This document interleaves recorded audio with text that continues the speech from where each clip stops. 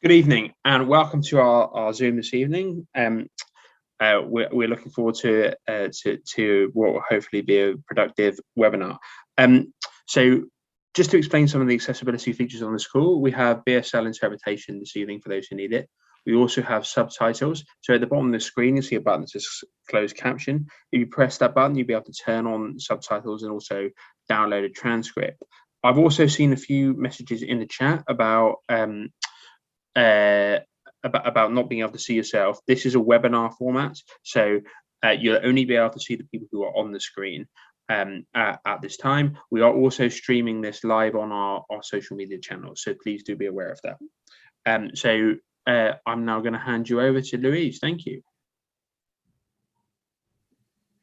Evening, everybody. Thank you very much for coming along this evening to our support staff Zoom. Basically, we are going to do a couple of introductions and then it will be over to questions and answers from the panel. Just to introduce myself, I'm Louise Atkinson and I am National Junior Vice President of the National Education Union. But more importantly, I am a full-time working teacher. I've literally just hot-footed it from school this evening. And prior to teaching, I was also a member of support staff. So I absolutely understand in my job today and my previous job, the importance of support staff and the importance that they serve towards the education of our children and young people. So thank you ever so much for coming along this evening. I am going to begin by handing over to Tracy, who will introduce herself. Thanks, Tracy. Hi, thanks Louise. So my name's Tracy Maguire. I'm currently the executive member representing support staff on the National Executive. So thanks everyone for coming along tonight. We hope to answer all of your questions and you know, just have a really good discussion about what's going on in your workplaces at the moment. So I just want to say that, you know, it's been an incredibly challenging time for all education workers. I think over the last, you know, 14, 15 months, we have, you know, come through this together with our union support, and I think that has been important. However, kind of going forward, I know that there are also struggles to be going forward in terms, I think at the moment that due to education cuts, a lot of support staff are feeling very vulnerable at the minute in terms of their job security, and it's something which myself and Louise proposed and seconded a motion at National Executive, and we want to really support our members with this because we feel it's like a huge issue, because we know when there is education cuts that support staff jobs are often the first to go. So I'm happy to take any questions on that tonight as well as any other questions, because, well, this is up to you. It's whatever you want to talk about. I know that Peter's going to discuss some things which have come up recently in terms of our national motion to conference. So I'll hand over to Peter now, but yeah, just please, it's your call, guys, so just ask whatever you want. Thank you. Thanks very much, Tracy. Just before you jump in there, Peter, thank you. Can I just remind participants, pop some questions in the Q&As, because we haven't got any at the moment. So if you just use the function at the bottom where it says Q&A, then we can answer some of those questions for you. As Tracy said, this is over to you, but we need some questions. So thank you, and thanks, Peter.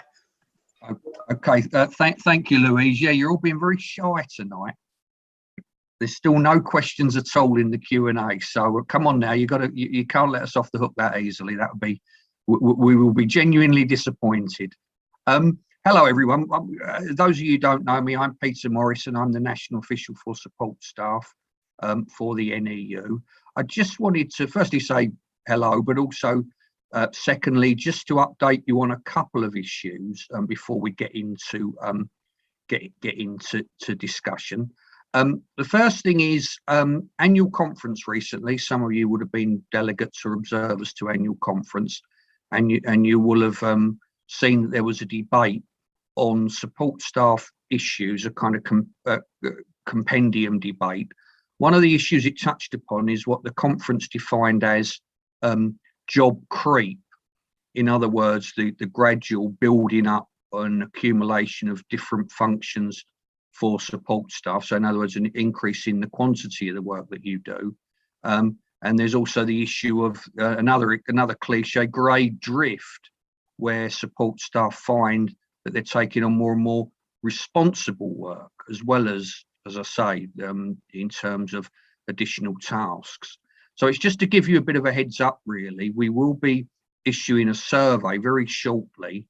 We're having 1 or 2 technical issues at the moment, but hopefully we will get that out in the next week or two, really to launch our campaign around job creep and grade drift. It's going to ask you a lot of questions, obviously. It's also going to signpost you to NEU advice on how you can tackle some of those issues, either individually or collectively within your school or college group. It has been a major issue for many years. The evidence, anecdotal evidence that we've got, is that it is an increasingly serious issue, and we hope that you'll take part in the campaign and encourage your colleagues to do so. So look out for that. The only other thing to say before we get into the Q&A, and we have got a few now, is on pay, on support staff pay in the maintained sector, which includes academies, practically all academies. Just to let you know, and it's already on the website, and there'll be a newsletter coming out next week, which will give further detail. But the employers have made an offer for the annual pay rise, which is operative from the 1st of April 2021. So they're already nearly 2 months late, but anyway, that's almost by the by. It seems to happen every year. But so from the 1st of April 2021, the employers have offered a 1.5% increase across the piece, which obviously falls way short of the recognised unions' claim for a 10% increase. And the unions have rejected the 1.5% increase. So the local government employers have not opted to try and impose a pay freeze. So in that sense, it's good news. But obviously the bad news is that 1.5% doesn't really meet our aspirations, or I'm sure your aspirations. But there's more detail on the pay situation, other aspects to the offer. You'll find that on our website under support staff pay.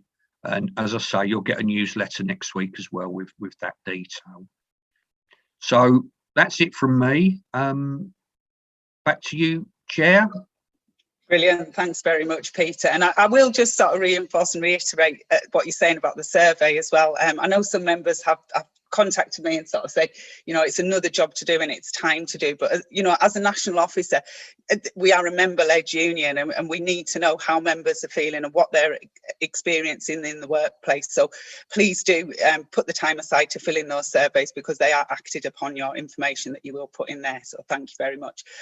As you said, we have got some questions coming in, so please feel free to add them into the Q&A as well as we go forward. But I am going to kick off straight away with one question which kind of links to what you were just saying about pay there, Peter. How do we encourage places to adhere to the national pay scales, because Leicestershire is below that? So is there any work that we could do? So either Tracy or Peter, who would like to come in on that one? Yeah, sure. Thanks, Louise. Yeah, I'll come in on that one. I didn't know that was the situation in Leicestershire. So I'm almost going to answer the question with a couple of questions, really. I mean, firstly, is that a local authority school that we're talking about, or are we talking about an academy? And if it's an academy, is it part of a MAT, you know, a multi-academy trust? But I think the general answer has to be that you need to liaise with your district secretary on the issue. So that would be a good thing to do. But also, perhaps if you'd like to just email me separately, peter.morris@neu.org.uk, and I can have a look at that. because it needs to just be a bit clear. The thing with support staff pay, as I'm sure you're all aware, is that whilst there are national talks and they are conducted between the local government employers and the recognised unions, how pay is implemented locally, how jobs are graded, but also even how that pay offer is dealt with is a matter for local discretion. So and Leicestershire clearly, I don't know whether that's a recent decision or not. This is why I'd like to get into more detail offline, if that's who was that who asked that question at the there wasn't a name with that question, wasn't a name, but hopefully okay. They're still on the call, and thank you for sharing your email and can maybe follow up with that one. Yeah, terrific. Thank you. Tracy, did you want to add to that at all, or should we move on to the next question? Brilliant, thank you.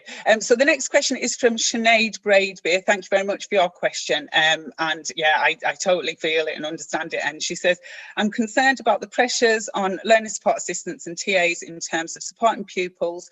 It's pretty much impossible to do that in a socially distanced way, particularly with pupils who have high levels of need. And she says it's frustrating not being able to work in the way we want to, but she worries about her safety if she doesn't socially distance. And she gives an example of today having to refuse to work with a year 7 pupil who has an EHCP, not wearing a face covering. Is she breaching the terms of the EHCP by not offering the level of support that the pupil is supposed to be getting? Tracy, would you maybe like to start on that one? Yeah, I just like to think with what the really important issue there is kind of to have the discussion with your union members in your workplace about this issue. So like collectivise about it, organise a meeting on Zoom, probably still is at the minute, but just get the thoughts, and then what you need to do. Hopefully you've got a rep in your school. If you've not got a rep in your school, then please contact your district and get the support of your district on that if you have got concerns, which obviously you have, because you know going forward, what people need to do is kind of say that if this is a problem in the workplace, everyone needs to be saying that's a problem in the workplace, and you know, and not just yourself, so that you're on your own in this. So yes, definitely, please collectivise and contact your union rep locally if you need to. Thank you, Tracy. Peter, do you want to add anything to that? Yeah, just a couple of things. I mean, firstly, Sinead, you don't mention management anywhere in your question. What is their take on these things? Hopefully, they would be supportive and are supportive. But so that is another issue really for you and your colleagues, as Tracy quite rightly says. You know, it's better to push back as a group rather than individually. But I'm just curious that you didn't mention management. And the other thing, of course, is the school risk assessment. I mean, is that fit for purpose? Again, you don't mention if there is a risk assessment that you can pray in aid of in trying to deal with this issue. But full sympathy to you for having to try to navigate your way. Even now, you know, the issues have still not gone away, even though hopefully we're on the home run. That's what we all hope, isn't it, in terms of COVID? But you're still very much trying to deal with it, as many of the people on the call and many of our members are. So yeah, risk assessment and management. I'm just curious if you want to come back on those points. Thank you, Peter. And yeah, sympathy to you, Sinead. It's about everyone's protection as well, isn't it? So, you know, you're aware and you're raising these questions as well, but, you know, it's about protecting everybody in that workplace as well. Can I just remind everybody, if you are dropping questions in, if you could pop them in the Q&A rather than the chat, it just enables our tech team to pick them up a little bit easier and pass them on to us. So you should see at the bottom next where it says chat, there is a little section that says Q&A. So if you wouldn't mind just popping the questions in there, it'd be much appreciated. So on to the next question, and this is from Joyce. Good evening, Joyce. And Joyce says, what protection do support staff have regarding lunch breaks? I certainly know in my school that the support staff, due to different bubbles and due to different lunch breaks, are having to do a lot more work during those times. So Tracy or Peter, who wants to go ahead on that one? Yeah, shall I come in on that one, please, Louise. Joyce, are you talking in the COVID? Oh, sorry, I'm asking the question as questions, aren't I? Which is a bit unfair, really. But I'm just slightly curious as to whether you're talking about in the specific climate, issues around lunch breaks and COVID, or are you talking generally? I mean, if you're talking generally, it's going to be one of the issues that we're going to cover in our survey and subsequent campaign, because what we found over the years is that lunch breaks are impinged upon, even when they're not paid, and most of you are probably not paid for your lunch breaks. So there's a double whammy going on there in many contexts, that people are working when they're not even being paid and when they're contractually entitled to a lunch break. But anyway, we'll cover that in the campaign. That's an issue, as I say, we'll pick up then. But specifically, if you're talking about lunch breaks, the starting point to you, Joyce, and to everybody is to have a look at your contract, okay? And that should specify, because you are support staff, so you're paid on a fixed hour basis, and it should specify start and finish times, obviously, but also things like breaks, including lunch breaks. And that's your starting point, really, in terms of breaks. Now, if we come back to the COVID context, that contract hasn't changed, hasn't been, that the bottom line rules are still laid out in the contract as to what is expected of you and what you're entitled to. So again, I think again that has to be your starting point. If, as perhaps you're alluding to the fact that you're coming under particular pressure at the moment, and there's issues around mixing and etc. with breaks. But start off with a contract. But again, come back to me. Send me an email if that's easier. If there's a bit more to it than I've read into it. Brilliant. Thank you very much, Peter. Tracy, did you want to comment on that one? Yeah, just to add to what Peter said, really, obviously everything that I said is correct, but on just working in a school, you do need those breaks in, when you are working. So it's kind of, I think there's been this little bit of job creep more and more in terms of the situation with COVID. Can you do a little bit more? Can you do a little bit more here and there? And I think that we need to be very firm about our rights to a break, during the working day. So, if there is any concerns, I would certainly again say to talk to the members in your school. Please discuss this and again sort of push back against it if you're being expected to do more than what you should be doing.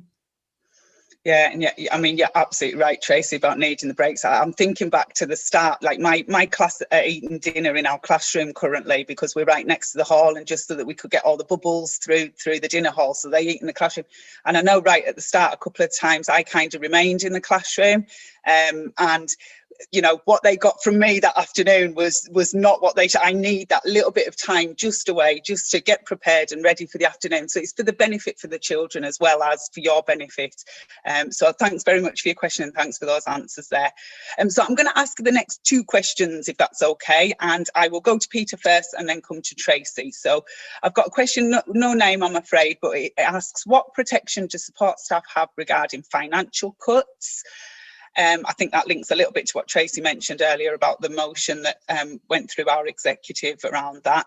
And then I've got a question from Sally Fawn, which is, I've had this problem around job creep. The job has changed drastically, and then she got chupied over onto a different contract, and ended up trying to get the actual role moved forward, and she wants to confirm changes being made after the Chupi role.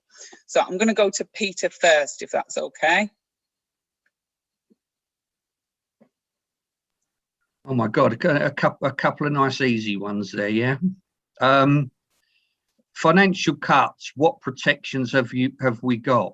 Well, the protection that we've got is the union.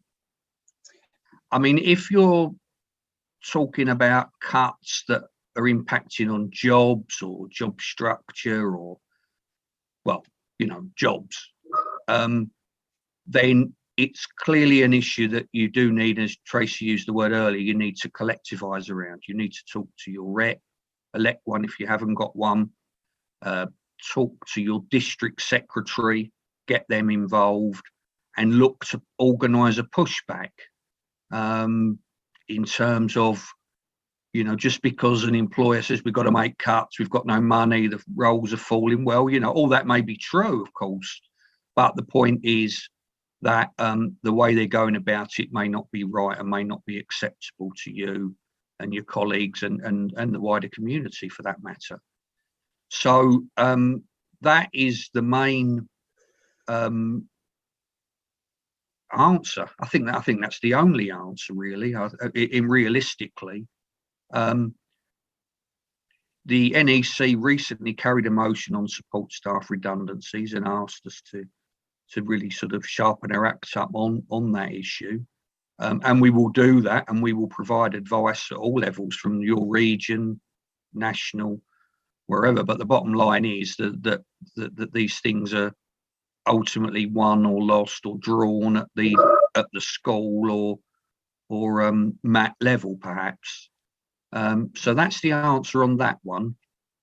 I'm sorry I can't be more, in a sense, positive, but although I think that is a positive answer, there are every day, everywhere in the country, the NEU, its members and its reps are making a difference on pushing back against cuts. And that's the way to go. The other question, I think, and again, I do apologise to the questioner and everyone else on the call if I'm going to once again say, I'd like to have a look at this one.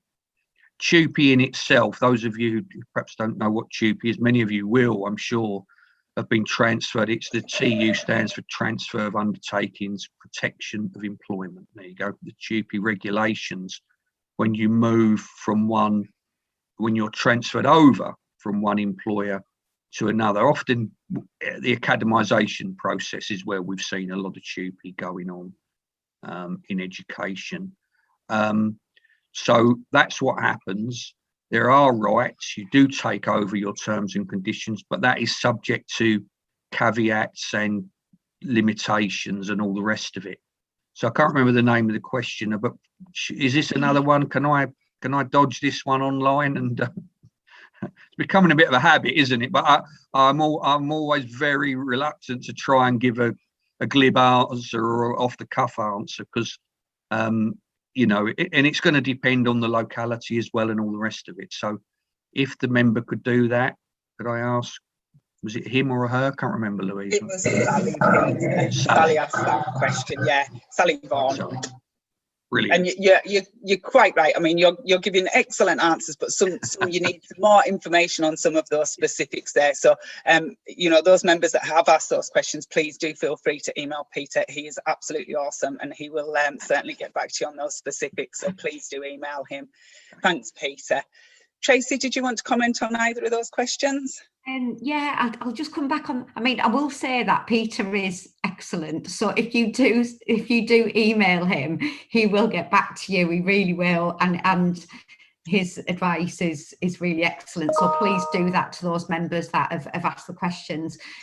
Just in terms of you know, the situation around the financial, you know, the cuts and around sort of financial protection, I think, for members at the minute. I mean, look, I think what is very worrying at the moment is that, obviously, as I said in my intro, is that there is a huge attack on education at the minute, and there's a huge attack on funding, and you know, we need to be very strong to push back against this. You know, what we have at the moment is support staff jobs being cut, and you know, this is at no advantage to anybody, staff, children, communities, etc. But the CEOs of those academy chains, which very often make the cuts, you know, you know, retain their very large wage. So I think that what we need to be doing in this situation is just, you know, as Peter said, is just pushing back against this. And, you know, the NEU have taken action recently in a number of workplaces, and we should be supporting those workplaces in those actions, because, you know, this is not right. It's not right for anybody. It's not right for our members or the children. So I'd just like to just fully endorse that. Thank you very much, Tracy. And yeah, I mean, we can only fight back. We're stronger together. You know, that absolutely is the key message. We can only fight back when we do it together, and we stand strong together, as the NEU is. And you know, this was a massive problem pre-COVID. It's just worse. You know, there's more need in the children that we're serving now. And I just think back. Pre-COVID, I met with our MP to discuss support staff cuts, or to discuss financial cuts in schools in general. And I work in a very, very small school. We've got around about 30 staff, and over a period of a couple of years, we'd lost nearly sort of 20% of our support staff. So it was a massive impact in the school. He's a Conservative MP, and his response was that we should be like the local factory that produces more now than they did years ago with more staff. So, you know, this is the people that are in government at the moment, and this is their opinions, that actually we can do more with less people. And we all know as educators that is not the case. You know, children and young people need that time. They need people within the school. So support staff's cuts impact everybody in the school. They impact us as the workers in the school, but they also impact the children and young people that are in there. I'm currently teaching a class of 24 with 6 with some really, really serious needs, and I'm pretty much on my own all the time, and it breaks my heart, because you know, I know what these kids need, and I need somebody in there to do that with me. So we are stronger together, and we will keep fighting this for the good of the children, as well as for our good as well. Right, so I'm going to go to another couple of questions. So I have a question from Dawn Schneider, which says, can you go into custom and practice? Staff at school are finding that their additional working weeks are now being dictated when previously allowed to choose the weeks they worked for years now. And then another question is from Cheryl McKay, which Cheryl says she's new to being a learning support assistant and was previously a teacher, and she would like to know what time she could get to expect for preparing for one-to-ones, and how does pay work as your responsibility increases. Thank you both for both of those questions. I'm going to go to Peter first, if that's okay.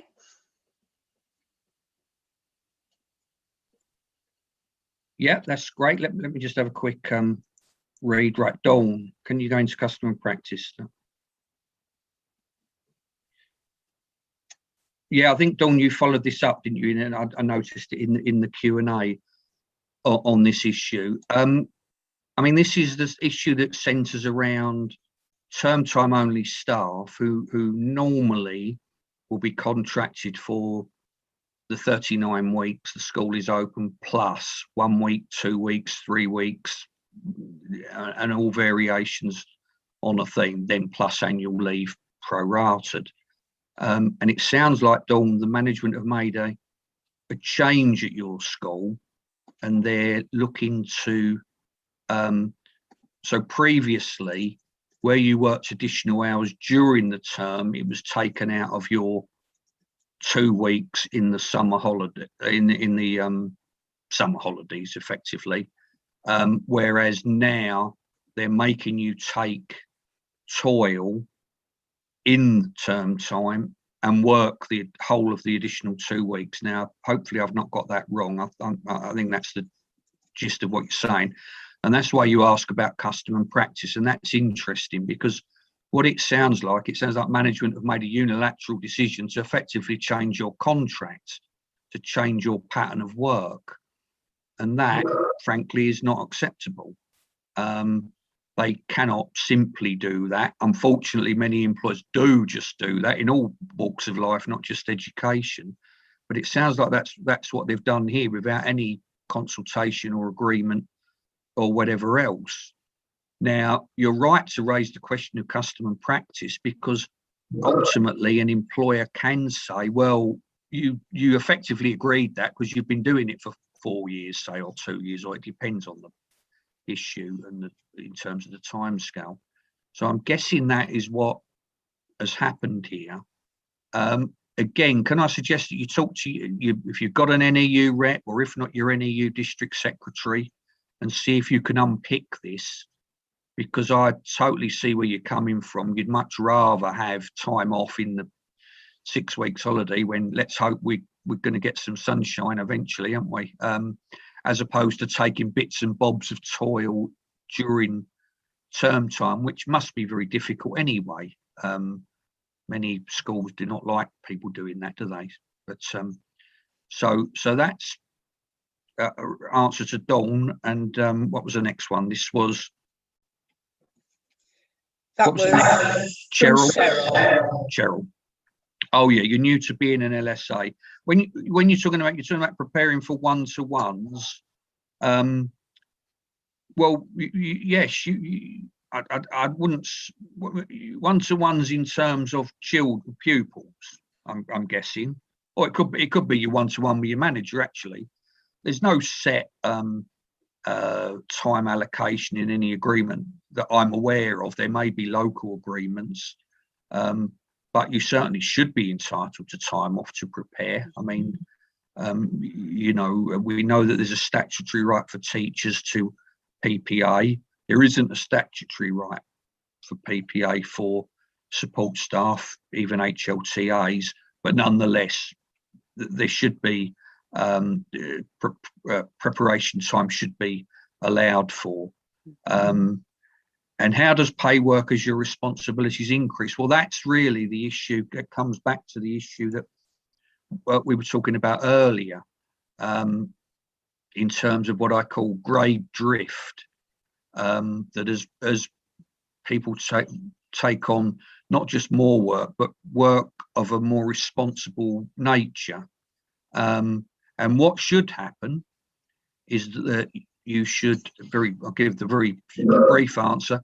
You should get your job description up to date, have a discussion with management, and seek to pursue a grade increase and a move up to the next grade, whatever the grading system is in your particular area. But rather than me waffle on this point, we do have a fact sheet, an advice sheet on the website. It's entitled Job Descriptions and Job Evaluation, Your Questions Answered. So I would refer you, Cheryl, and everyone else to that advice sheet. But yes, don't let it drift, if you'll pardon the pun. If your job has increased in responsibility, then get into discussion, involve your rep, involve the usual, you know, the same answer on the, you know, and yeah, and go for it. Thank you very much, Peter. Tracy, do you want to comment on those two questions? So yeah, oh God, there's just so much to say.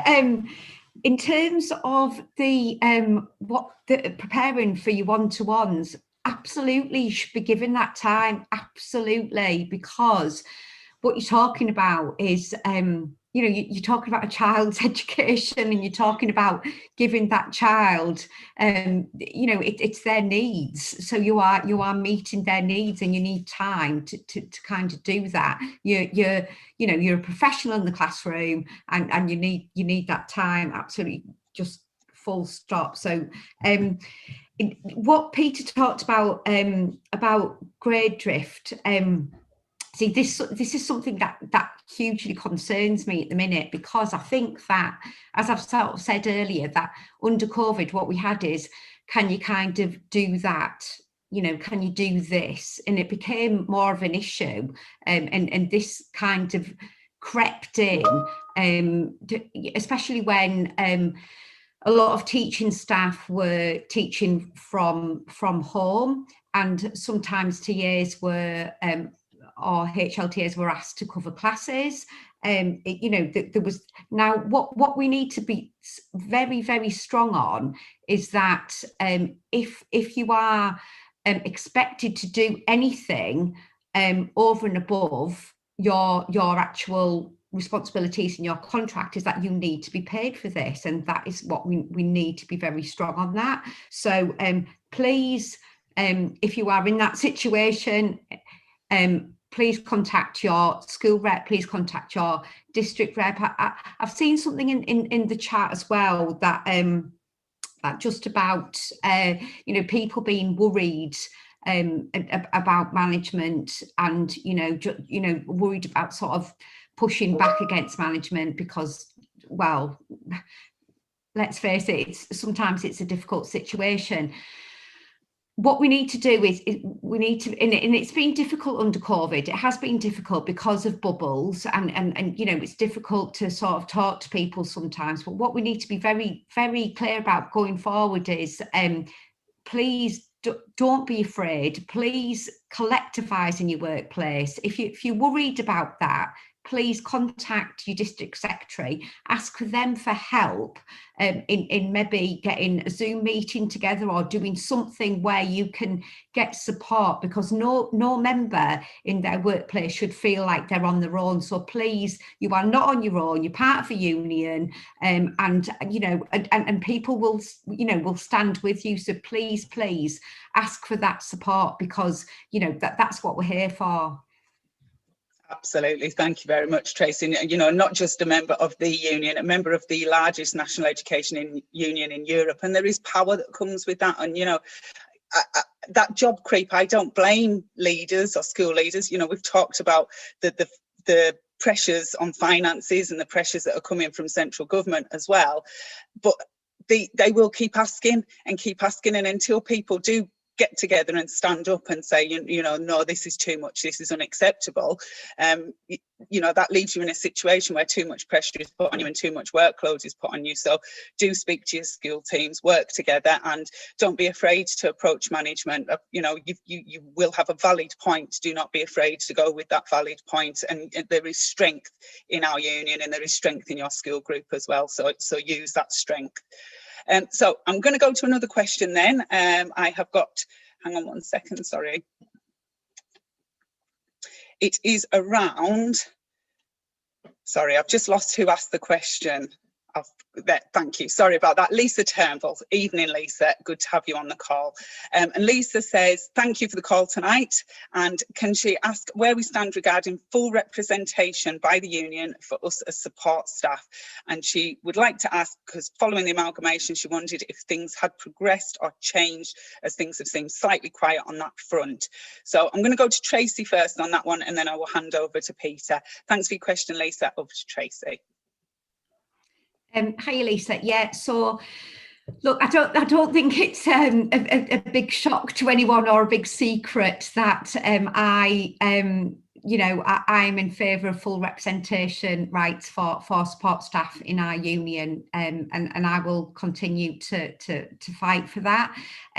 So we had a motion where we are at the minute. We had a motion passed at conference, which was amended, but the motion does seek to look at ways that we can change or look at the TUC agreement. So I think that is an absolute priority for support staff in the union at the minute, because I think that because we need to be looking at that, we need to be discussing it. It's a conversation that we need to be having in our union. We're 50,000 members, and what we don't want is our members to feel disenfranchised in any way, even though they might be supported locally by brilliant districts. What we want is for our members nationally to be fully represented. So that's my opinion. That's the motion that was passed, and I'll be doing. I've got 2 months left on the executive, 2 more executive meetings. Before somebody else takes over in this, but what I'll be doing is I'll be fighting as hard as possible for those discussions to be taking place. Thank you very much, Tracy. I will back that up. I think Tracy in her term of office has certainly fought very, very strongly for support staff on all fronts. So I'm going to hand over to Peter. Peter, could you maybe explain the TUC agreement slightly before going ahead and answering the question? Thanks, Peter. Yeah, no problem, Louise. Yeah, just so that everybody knows, because some people may not be aware, the The NEU is an education union, and we accept all education professionals into membership. And as Tracy has said, we've got a significant and growing membership within the NEU of support staff. But we don't have what are called collective bargaining rights officially. There's a long story behind all this, which I will not bore you all with tonight. But suffice to say that the local government unions, Unison, GMB and Unite, do have those bargaining rights. So when I mentioned earlier about the pay situation and said that the unions have been discussing the annual pay rise, well, it doesn't involve the NEU at the moment. It's a historical thing that goes right back, as you can imagine, way back before academies. In fact, it goes right back more than 100 years, and before the massive growth in support staff within and without the classroom in the 20 odd years ago or 20 years ago. So that's a problem, and it's a drawback. It means that we can't have the influence nationally or at LA or MAT level that we would like to have. In other words, that we can't provide full representation.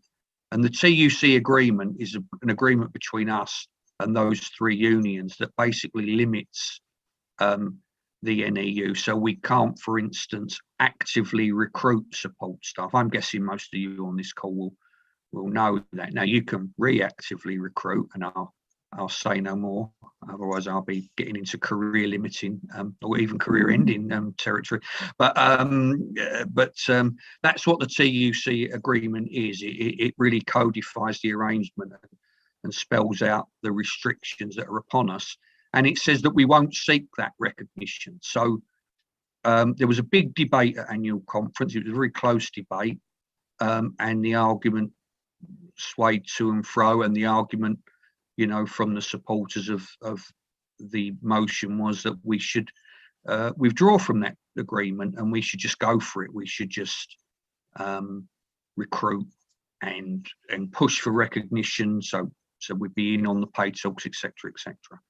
Now, the counter argument to that is that we do have a working relationship with those unions, which is broadly positive, although not always positive, and that we could find ourselves ostracised and even kicked out of the TUC if we went down that route. And the other factor is, and I'm going to be quite blunt here, is that we have got 50,000 members, but there are probably getting on for 1 million support staff members in the country, and therefore even at 50,000 we are still a small percentage. And also compared to, say, Unison, who claim 250,000 in schools. So those are the arguments. So I said I wouldn't waffle on, and I have, haven't I? Okay. Now, the motion that was carried at conference did instruct the executive to review the agreement and to look, and I'm going to paraphrase, to make it easier for us to represent our members locally, so in, say, restructurings or redundancy situations in schools, and that is what the executive will do. And ultimately, the policy of the union, I just want to be clear on this, is nobody disagrees with the principle. The executive policy is to seek recognition rights when the time is right, and one of the factors will be the numbers, the membership numbers. There's undoubtedly. So everybody agrees that we should have it. Everybody agrees that it would be great if we got it, but it's a question of how we get there. And that is the sort of issue that the general secretaries and the executive have to weigh up. So it's not going away, and neither should it. But that is the frank position. At the moment, we are not going to push for recognition because the motion didn't instruct us. Of course, next year's conference may take a different view, and then that really will put the cat amongst the pigeons. But anyway, he said mischievously. Yeah. So I hope that does clarify the current situation. Thank you very much, Peter. Yeah, I mean, I would kind of reiterate, it certainly hasn't gone away and it certainly hasn't gone quiet. But as a member of the TUC General Council myself, I think I would be slightly stronger in what Peter said, in that we could possibly be thrown out of the TUC. We would be thrown out of the TUC should we go against that agreement. And you know, again, as I said about strength in being the largest education union in Europe, we also do gain strength in certain other areas through our working with the TUC and with our sister unions. So there is a lot to consider, but in answer to your question, it certainly hasn't gone away. So I'm just conscious of time. We're about 5:45, so I think we'll have another 2 questions and then I'll leave Tracy and Peter to sort of wrap up. But I do want to say to everybody on the call, we've had over 40-50 questions this evening, so thank you to everybody who has put a question in. We will be reviewing all of those and they will feed into information that we put on the advice line. So if you get a chance, please do go and have a look at our information online. You can contact the advice line by call, and you can also speak to your reps in the workplace. If you don't have a rep, maybe consider becoming a rep. We have excellent training for reps, and all of our support staff reps are also excellent reps in the workplace as well. So please consider becoming a rep in your workplace if there isn't one already. And if you don't have a rep, please do contact your district secretary, and you should be able to find that number either online or on your membership card. You have the number of your local secretary on your membership card. So there are plenty of places to get information. Apologies if we don't get to your question, but we will be looking at those and they will feed into some of the advice we put out in the future as well. So I've got 2 more questions and I will go to Tracy first, if that's okay. The first question comes from Susan Templeton. Good evening, Susan. Brilliant question. Susan says she's raised the issue of her workload on several occasions, but doesn't seem to be getting anywhere at all. She doesn't feel supported by her line managers. What could she do next? Where could she go next? And a question from David King is, how is the union supporting COVID safety in schools in light of the proven aerosol transmission? He mentions there's been no ballot, nothing much else that he can see other than surveys and petitions. And he says this is in face of one of the most unresponsive secretaries of state in his lifetime. So I'll go to Tracy first and then Peter on those 2 questions. Thanks, Tracy.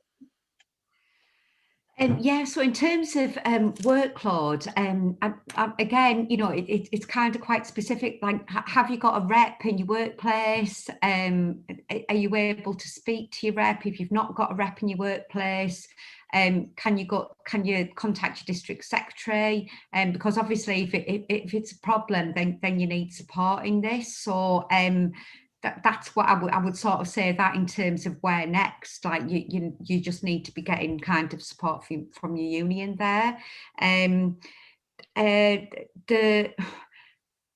Peter might come back on other things there, sorry. The second question on COVID safety, but you know, this is not gone away. You know, it hasn't, and it's something which we are constantly needing to sort of reassess this as a national union as things kind of, you know, come up or whatever. I do think it's concerning in a lot of places. I know locally, in my area in the northeast, there's been situations where there's been spikes in certain areas. And I think that again, we need to be responding to that at the moment, locally, district by district. But we do need to be sort of, if this is starting to happen on a national scale, we need to be talking about this nationally as well, and hopefully we might be able to, as Louise might be able to come back on this, we can discuss this as a national executive and have that discussion about where we go from here, because it is worrying. Thanks, Tracy. Peter? On the issue of I've forgotten the member's name. Where is it? We had Susan around her workload. That was it. Susan and her workload. And Susan, you've got an unresponsive, unhelpful manager. We hear that. Unfortunately, they're out there, aren't they? And you're one. And I'm not wishing to make light of it. it's a real pain when you're fobbed off. And somebody else asked a question about trying to get a job reevaluation, and again the answer is just sort of manana, and that's just not good enough. I can't really add much more to what Tracy has said. You're going to need to involve your colleagues, and specifically your rep or your district secretary. Just a request from a district secretary often can, you'd be amazed how that can often work in itself to make them realise that you're not going to go away. At the moment, the manager thinks you're just going to put up with it. So, you are going to have to move up the gears, I'm afraid. In terms of aerosol transmission and COVID, I'm not even going to attempt to sort of talk about that particular aspect. That's other colleagues will deal with that within the NEU. I think the NEU over the last year, and I'm not just saying that because I'm an employee of the NEU, but I think the NEU really has played a blinder on COVID in terms of the advice, support and projection in terms of the public. We've got a lot of stick from a lot of news, but certain usual suspects because of our stance at different times over the last year. But I think we've done the best that we could. This reference to a ballot, it is very difficult nowadays. And, it's just a statement of fact. It's very difficult to conduct a ballot for industrial action on a national basis because of the limitations, because of the percentages that you need to get, not just in terms of a yes vote, but turnout. And the executive made the decision that we could find ourselves really going down a blind alley if we pursued the ballot line on COVID. But I think the line that we did pursue has made a big difference to our members and in the wider debate within society. The NEU is certainly regarded in the trade union movement as being the leaders when it came to the fight back and to the advice. So it's a difficult one. On aerosol transmission, I don't know whether we intend to issue any new advice on that, but I'll take that point away, and it's Sarah Lyons, my colleague, who will be able to help us on that one. Thank you very much, Peter. And I'll just prepare you guys. I'm going to be cheeky and sneak another question in. Looking at the time, I think we've got time for another question as well in there. But just to follow on from what Peter said there regarding sort of advice and ballot, I think time was an issue as well. As things were happening, as things were moving so quickly with COVID, we wouldn't have even had the time to have done a ballot properly within the laws that we have at the moment. So we had to kind of approach things slightly differently. But the advice, I would, refer you to the joint union checklist that we put together for safety within schools that was really worked on with fellow unions and leadership unions as well, and was pretty successful in lots of workplaces in providing a safer place for our members and for the students that are in those schools as well. So the final question, I promise, and it's from Preet, and I'm sorry if I pronounced your name wrong there, but the question is that the role has changed from a TA to a pastoral role, and that's been very, very challenging through COVID. And do we know why teaching assistants are not being used within the classroom like before the pandemic?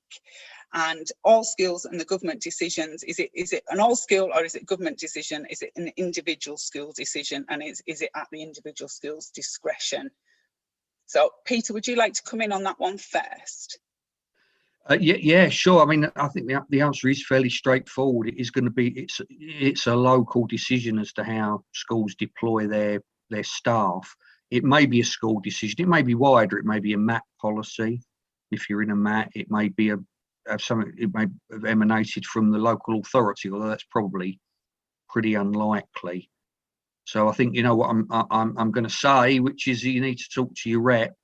It's obviously an issue not just for you but your colleagues, and so hopefully you can push back on it, because as you say, it's not what you want to be doing, and it's not what you were employed to be doing. And I think that's the angle. That's they've changed your job without a real consultation, and that's the way to go. Thanks very much, Peter. Tracy, did you want to add anything to that answer? Yeah, just really obviously to agree with Peter, like it, you know, like this, you know, that is your right. You've got a contract for the job that you do, and you know, if you love that job, you're doing that job. You know, it's got to be an agreement. If you are taking on another responsibility, one, you need to agree to it. Two, you need to be paid for it. That's the bottom line. That's what it comes to. You know, that, yeah, I'll just say, please seek advice. Thanks very much, Tracy. And I can imagine it, you know, it's an emotional pull as well. And, you know, things have been difficult for everyone during COVID. And if you end up doing something that was not what you wanted to do, and it's more emotionally draining as well, that's kind of double whammy there on what you're feeling within that workplace as well. So thank you to everybody for all your questions. As I say, we will absolutely be looking over all of them. So apologies if we haven't managed to get to your questions this evening. All the ones that we have had coming in have been absolutely excellent. So thank you for your time, and thank you for putting questions in if you have this evening. So I'm just going to hand over to begin with to Peter, and then I'll come to Tracy just for a final few comments before we move on. Thanks, Peter.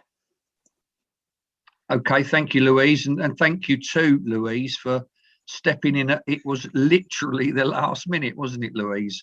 And poor Louise is suffering. I hope she doesn't mind me saying this, but she's suffering from a migraine as well. So she's really been a trooper, and I'm sure Tracy would agree with me. We appreciate the way she's handled it in almost Robin Bevan-esque style. So how about that for a compliment?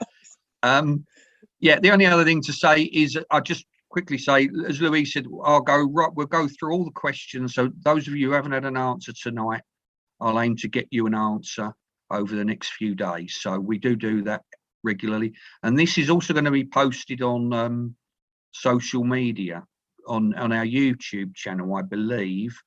So we'll issue a link to that next week, so it can be shared with colleagues and members who couldn't make tonight. But thank you for your participation. It's been a really good session.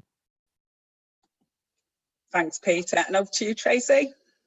Yeah, so firstly, because sometimes I forget to say this, and I always apologise to Peter afterwards, I just want to say a massive thank you to everybody tonight for that's helped out. So again, thank you to Louise for stepping in last minute, Claire and Sam. Peter, obviously, he's amazing, like he literally is. Like, if you have got any questions about support staff stuff, please, like, honestly, he's so supportive, and his training's great. So please get in touch with him, because he's brilliant. I would like to say thank you to our tech team as well for tonight. You've been great. So I just want to sort of finish on saying, really, by in terms of support staff, going forward next year, we have one support staff member on the national executive, which, you know, for me, it doesn't rest easy on my shoulders, and it's a bit concerning for me. So what I would like to see is more support staff, you know, being a bit more bolshy if they can be in their regions, and going forward and putting themselves forward in their districts, and to stand for regional positions and national positions, because literally one member on the national executive to represent us, and that's a protected seat, isn't, you know, I don't think that's enough. I think we need more, and I think we need to be represented more fully. So please stand in your districts, stand in your regions.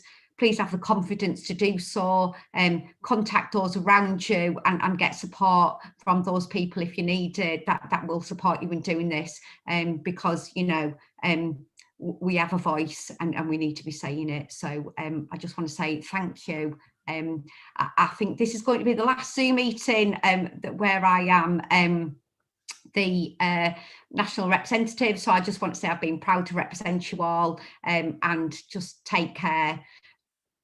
Bye-bye. Thank you very much, Tracy, and thank you for all your work and everything you have done in your term of office. You have been fantastic in the role as well. So thank you ever so much, Tracy. Thank you to everybody that has been on the call this evening. And I will reiterate what Tracy said.